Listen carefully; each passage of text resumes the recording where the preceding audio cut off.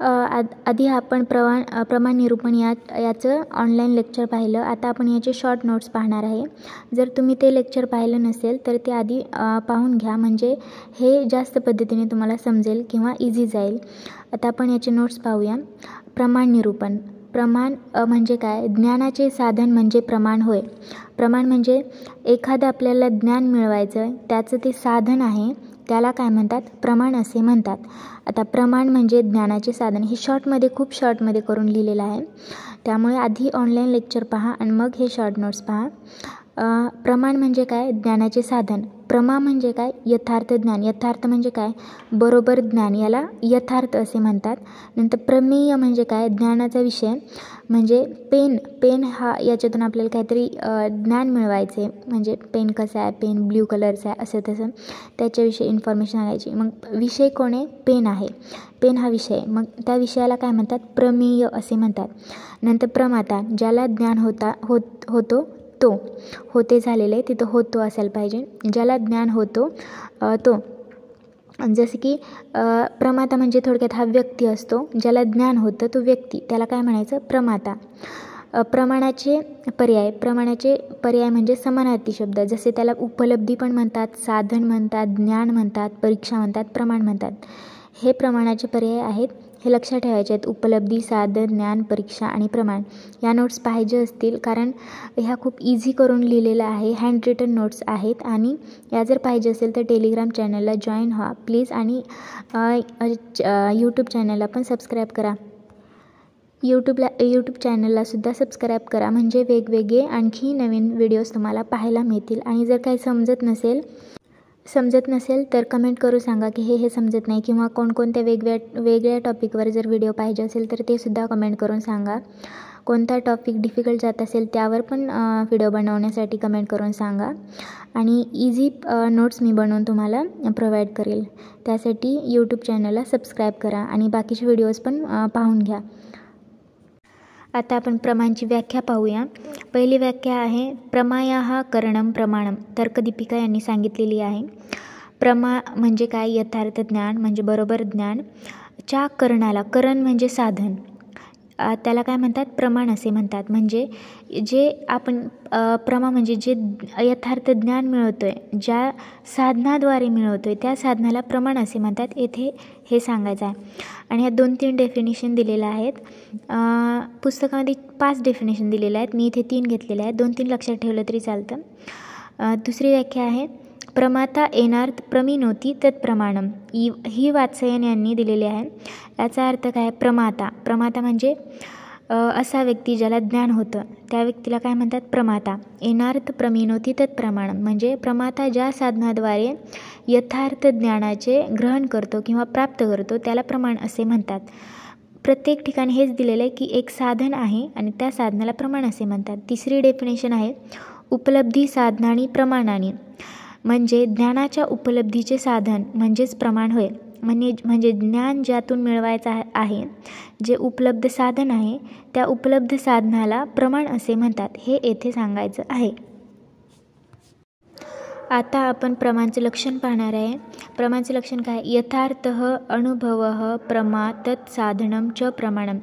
हे उदयनाचार्य यांनी लक्षण दिलेलं आहे. आता आपण व्याख्या पाहिली. आता आपण याचं लक्षण पाहूया. यथार्थ अनुभवाला प्रमाण असे म्हणतात. यथार्थ म्हणजेच बरोबर ज्ञान किंवा योग्य ज्ञान, अशा अनुभवाला प्रमाण असे म्हणतात. यथार्थ अनुभवाच्या साधनाला प्रमाण असे म्हणतात. हेच साधन वापस तेच आलं की साधनाला काय म्हणतात? प्रमाण असे म्हणतात.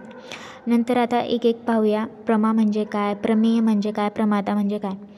प्रमाण झालं. आता प्रमा पाहूया. प्रमा म्हणजे काय? प्रमा म्हणजे यथार्थ ज्ञान. त्याची डेफिनेशन काय? प्रमाकरणम प्रमाणम. तर्कसंग्रकांनी सांगितलेले आहे. प्रमाच्या साधनाला प्रमाण असे म्हणतात. प्रमा म्हणजे काय? यथार्थ ज्ञान. याच्या साधनाला काय म्हणतात? प्रमाण असे. आता खाली इथे एक लिंक दिलेला आहे BMS आयुर्वेदा मॅजिक. याला सबस्क्राईब करायचं आहे. आणि या नोट्स पाहिजे असतील तर टेलिग्राम चॅनलला पण सबस्क्राईब करायचं आहे. तिथे मी ह्या सर्व नोट्स अपलोड करेल. आता प्रमा म्हणजेच यथार्थ अनुभव, म्हणजेच तेच यथार्थ ज्ञान किंवा अनुभव. म्हणजे बरोबर अनुभव.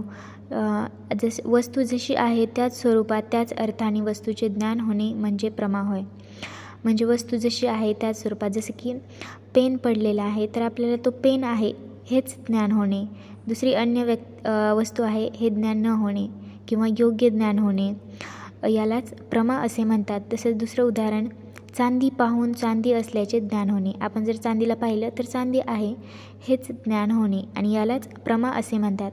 आता प्रमाचे प्रकार 4 आहेत: प्रत्यक्ष, अणुमिती, औपमिती आणि शब्द. याचा फक्त प्रकार लक्षात ठेवायचे आहेत. नंतर यावर एक डिटेलमध्ये चॅप्टर आहे, तर आता फक्त याचे प्रकार लक्षात ठेवायचे आहेत.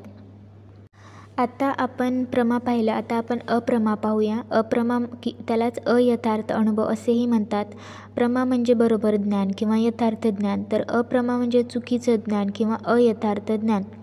अयथार्थ अनुभव म्हणजेच अप्रमा होय. जी वस्तू जशी आहे तिचे तसे ज्ञान न होणे यालाच अप्रमा असे म्हणतात. म्हणजेच उदाहरणावरून पाहूया.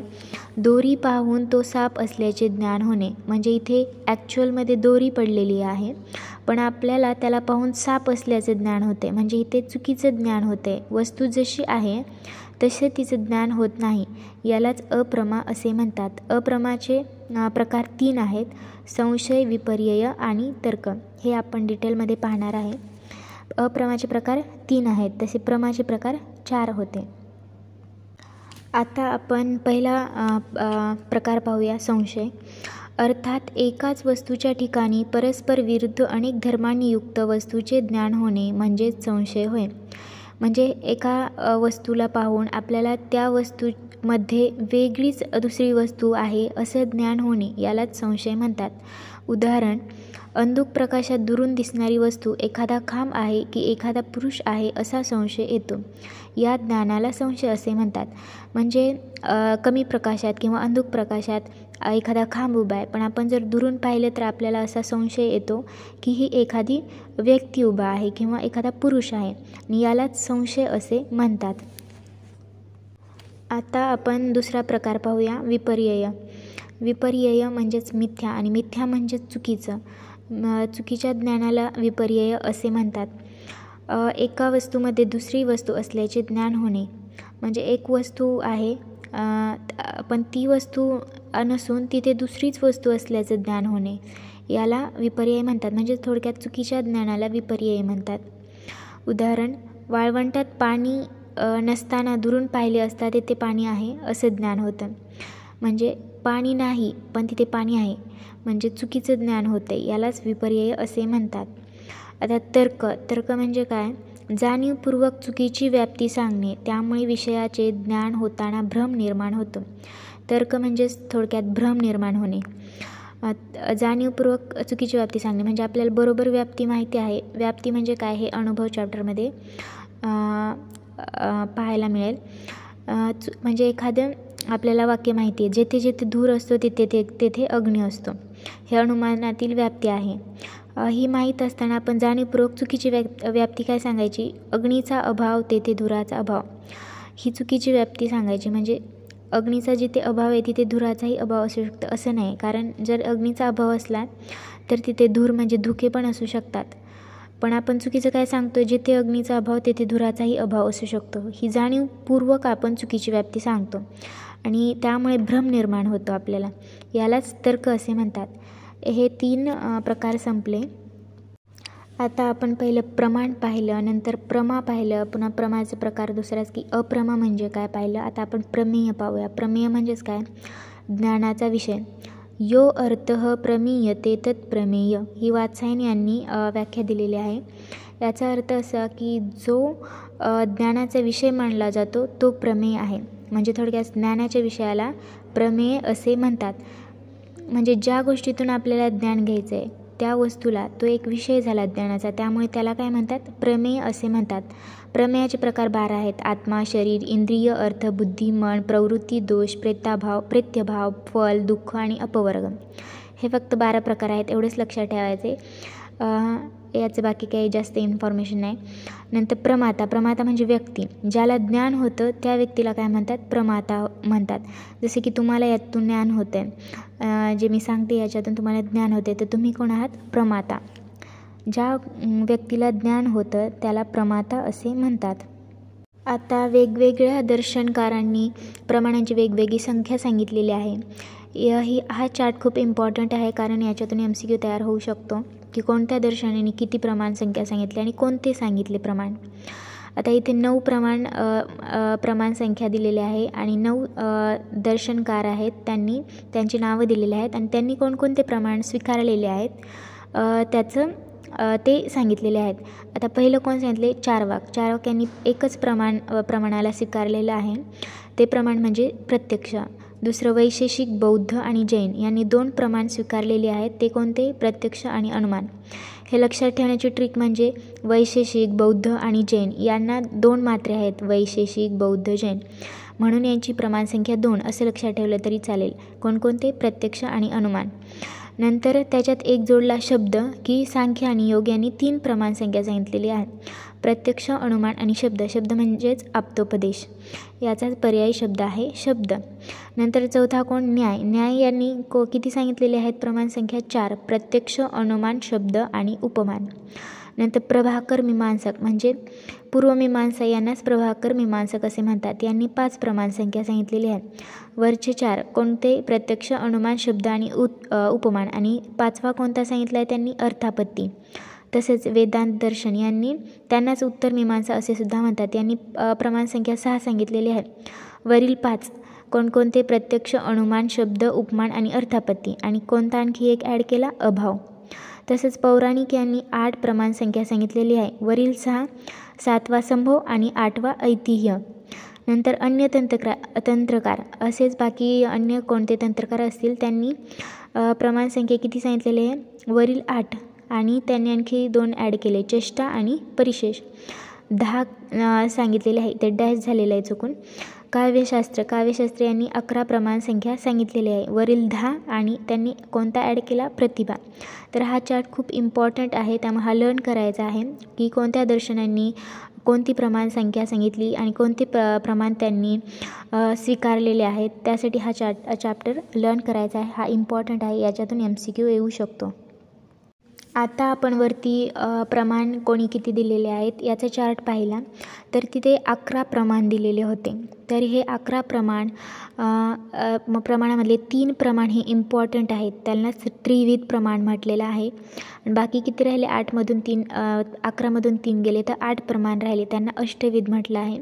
तर या अष्टविध प्रमाणांचा ह्या त्रिविध प्रमाणांमध्ये समावेश केलेला आहे.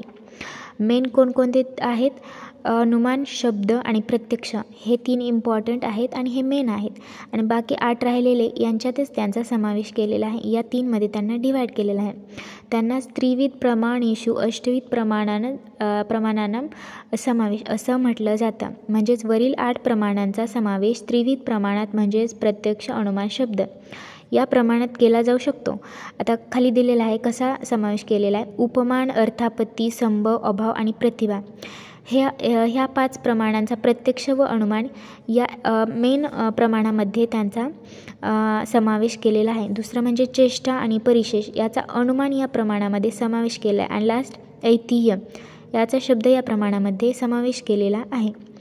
तर हे असं हँड रिटन नोट्स संपलेले आहेत. जर तुम्हाला या नोट्स पाहिजे असतील तर टेलिग्राम चॅनलला जॉईन करा, तसेच यूट्यूब चॅनलला सबस्क्राईब करा, म्हणजे मी आणखी नवीन व्हिडिओज मिळवेल. तुम्हाला जर हे काही डिफिकल्टी वाटत असेल किंवा काही समजत नसेल तर कमेंट करून सांगा. हा व्हिडिओ लाईक आणि शेअर करा. तसेच आणखी कोणते यावर व्हिडिओ बनवायचे आहेत किंवा कोणता टॉपिक समजत नाही असं सांगू शकता, त्यावर मी व्हिडिओ नक्की बनवेल. Thank you so much.